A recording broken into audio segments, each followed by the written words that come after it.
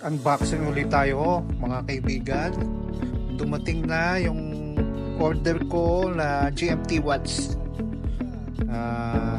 Pibos Wavemaster GMT. Ito po, mula nung pandemic, 2021, ngayon lang uli ako nakabili ng bagong relo. Ito po, buksan na natin.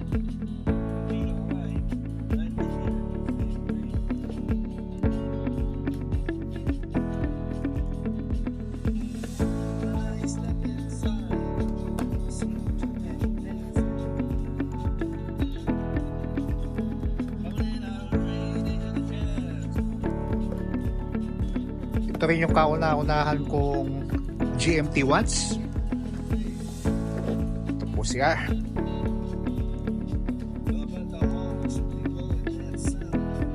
Oh, ganda ng packaging. Yan, Pibos. Pangalawang Pibos kung pala ito. Ito yung una. Yan, Eagle Ray.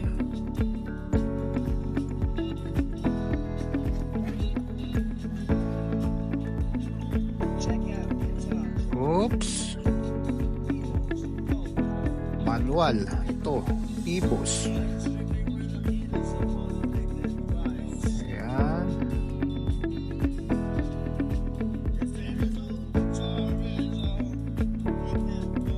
Meron pa silang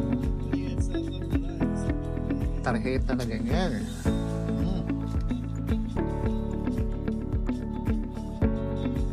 Okay.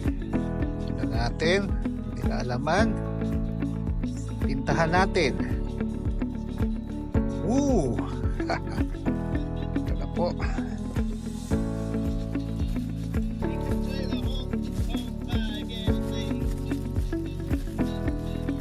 Ang maganda sa Pibos, solid na solid.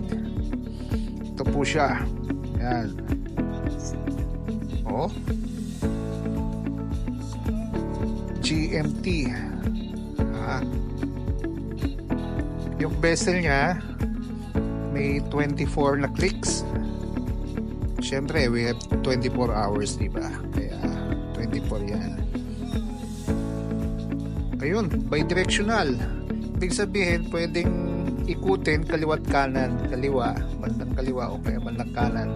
Unlike yung mga ibang dive watch, isang unidirectional lang. Pagka GMT pala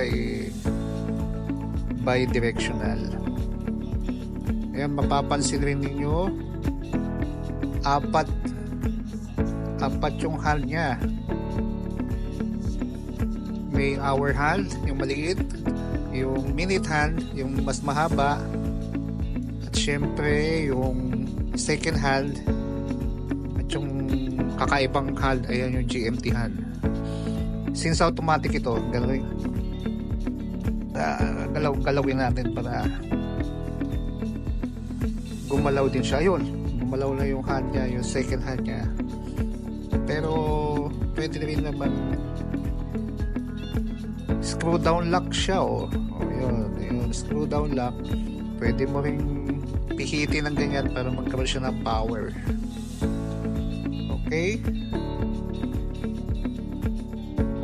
Tapos i-lock mo, screw down, yun, lock na.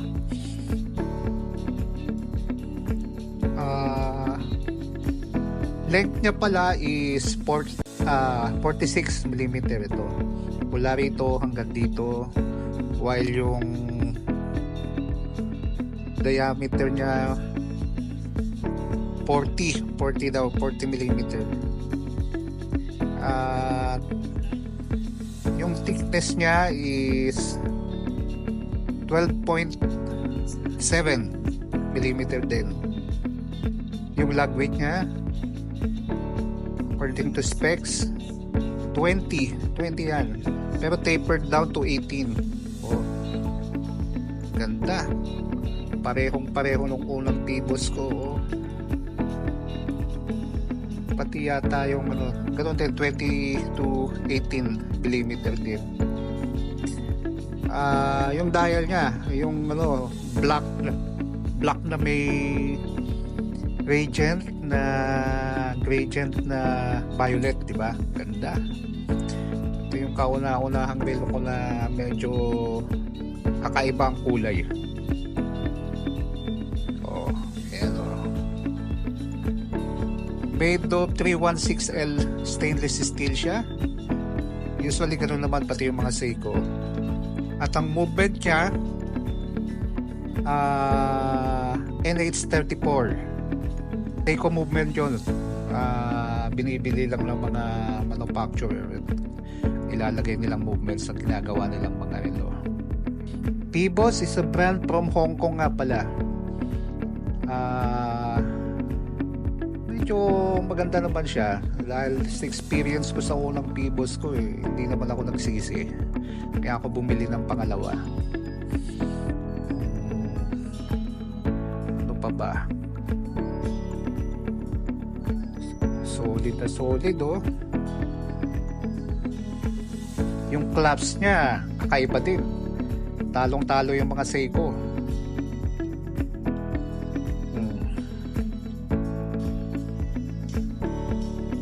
Kaya lang syempre hindi siya branded, kaya hindi siya masyado sikat.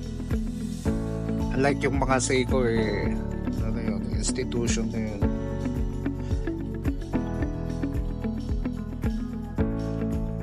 Sakto lang sa mga wrist na maliliit na kagaya ng sa akin. Ayan, konting bawas lang. Wow! Balik po tayo. Natanggal ko na yung mga protective plastics niya. Na-adjust ko na rin. Ito yung mga nabawas na portion niya. At sakto na. Okay.